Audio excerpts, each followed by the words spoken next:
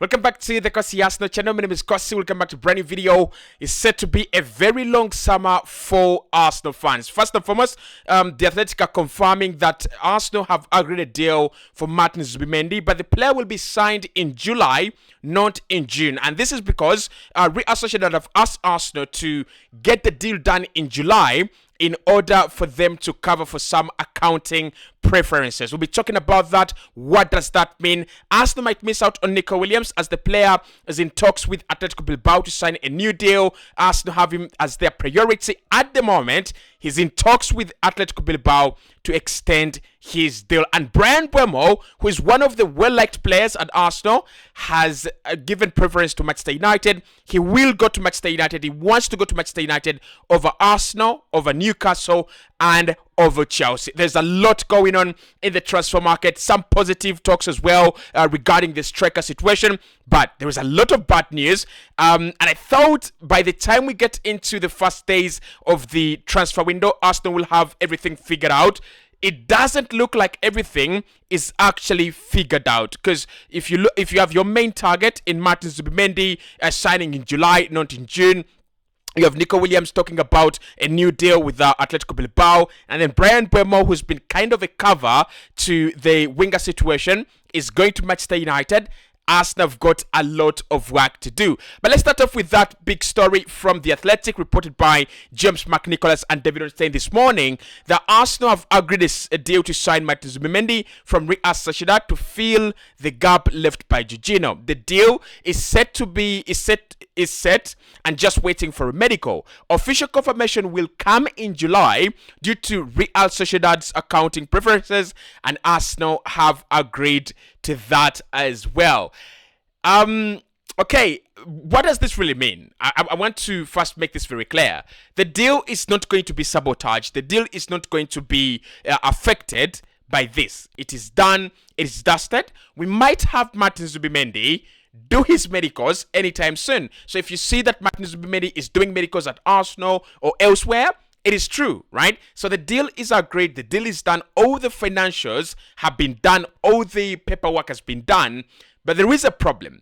So in terms of registering the deal and in terms of officially announcing the deal, Real Sociedad are asking Arsenal to wait until July, because basically what you have there is Real Sociedad are saying our financial year starts in July. We want this deal to be registered as part of the next financial year, not this financial year. And Arsenal have agreed to that. I mean, it doesn't surprise me how Arsenal got this deal done over Real Madrid, over Liverpool, and over all the other clubs. The reason that's why we got it done is because we were willing to bend over to the requests of Real Sociedad, and Real Sociedad were also willing to bend over to the requests of Arsenal. Remember, it was 51 million in terms of the release clause of the player, and Arsenal got their way around this deal, and we don't have to pay the full release clause. We are going to pay it in installments,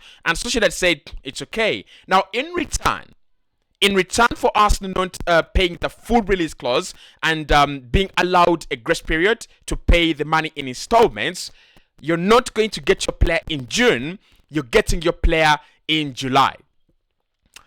Obviously, for me, this doesn't affect Mikel Arteta's project at any point in time. And I remember saying that as long as players are signed before preseason, I don't have a problem with that. I really don't. Because what I want is this team to have a really complete preseason together with the new arrivals, right? Last summer, we didn't have a good preseason. It wasn't good. Calafiori came in, didn't really have a preseason. Mikel Merino didn't have a preseason. And Raheem Sterling, it doesn't really matter if he had or he didn't have a preseason, because he has had one of the worst spells as an Arsenal player. So the deal is unsabotaged. The deal is not changing. It's just that you're not going to get the arrival and announcement of Martin Zubimendi anytime soon. It's going to come a little bit later on, as reported by James McNicholas of the Ghana blog and David Stein from The Athletic. Now, I don't know, because when I think about transfers, I really think you do a deal, you get it out of the way, and then you go do another. Is this really going to affect the way Arsenal, work on the transfer market? I don't know. Because I'm looking at all the other clubs around us and they're making serious moves and they're making very, very good moves. Liverpool, they're close to signing Carques. They're in talks to sign Flenvarts, and they have announced the signing of Jeremy Frimpong. That is strong. Manchester City are in talks to sign Ren Enori. That is getting close. And they're also in talks to sign Tijani Reinders from AC Milan. That is getting strong. That is also strong. Then you have Chelsea who have signed Liam Delap and announced the signing. And then they're in talks to sign the goalkeeper Mike Maignan from AC Milan. One of the best goalkeepers for me in Europe. That is strong. If Arsenal are not going to be affected by the Martin Zubimendi thing, signing in July, I don't have a problem. But if we have to wait for Martin Zubimendi to arrive in order for us to go and do other deals, that's where the problem would be. But I kind of feel like it's not going to be like that. Because if you've done all the agreements, you've done all the paperwork, you're just waiting for the player to raise his shot up, then I'm not really concerned about this. I'm really not concerned about this. Like I said, I am not excited about the announcement of the signing.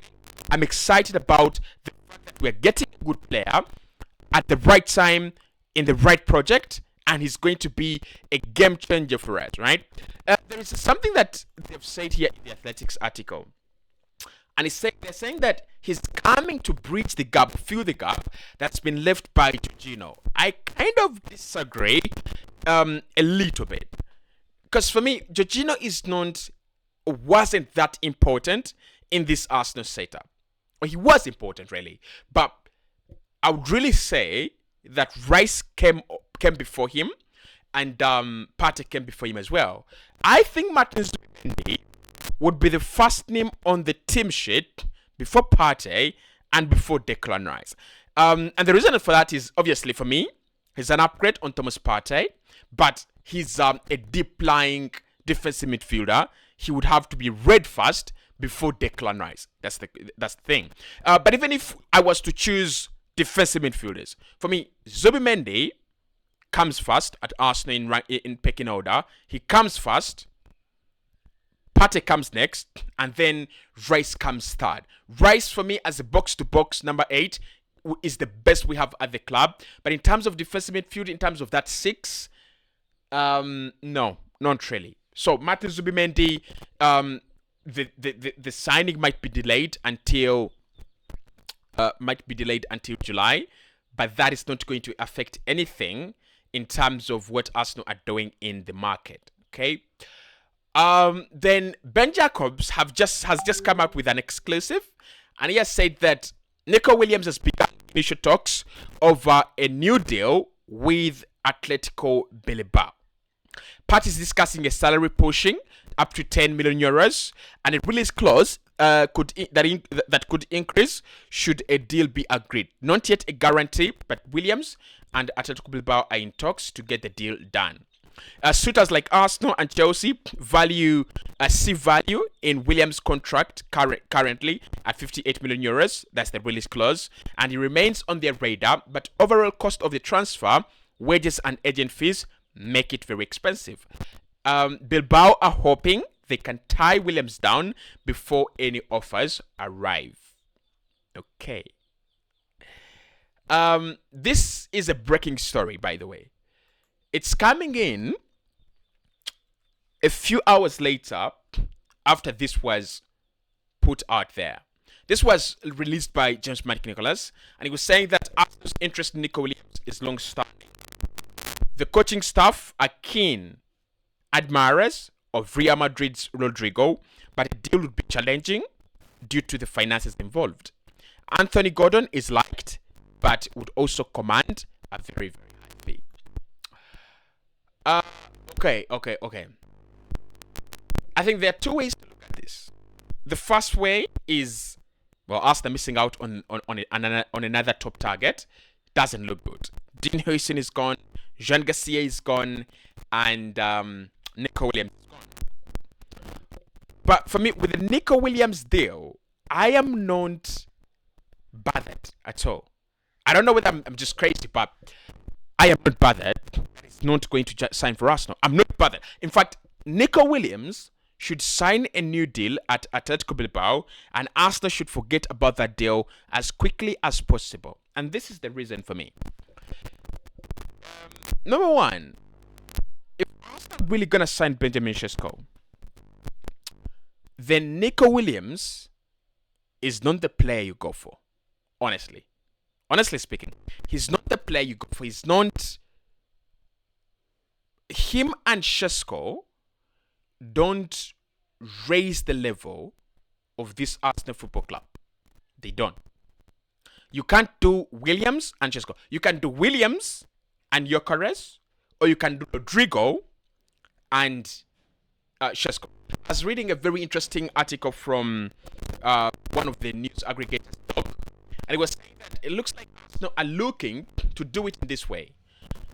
They either sign a very expensive winger in Rodrigo, about 80 million euros and or more, and then they go for a market opportunity like Victor Gyökeres.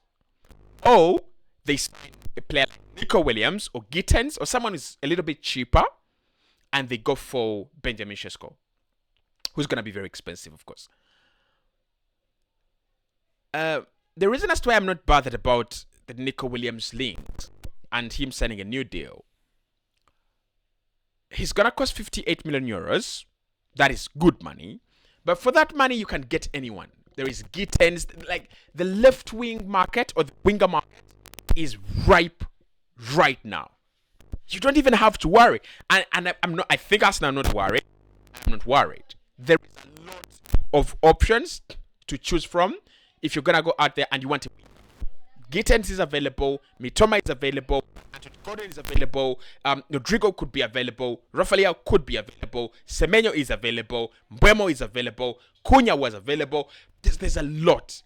There is a lot, and that is just around Europe. Then you've got the likes of Javi Simons. We've not talked about Spain. We've not talked about the other leagues. So the winger market is ripe. Even if Arsenal don't get Nico Williams, I am not concerned. Absolutely not. And it's the same with the next story, which is Brian Mbuemo. So David Ornstein reported yesterday, broke the story. Brian Mbuemo has decided to give priority to Manchester United. Despite interest from 3 clubs in the Premier League, Mbuemo favors a move to Manchester United. Right? Negotiations club to club due to follow soon with Brentford. Arsenal were the first club to show interest in Brian Mbuemo in January. And I think it was Fabrizio who actually reported yesterday that we are one of the clubs that have given attention to Brian Mbuemo. And if you look at this report right here,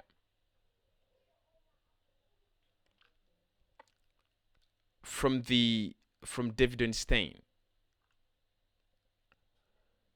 Yeah, same. He basically said that Brian Mbuemo decides to join Manchester United, right?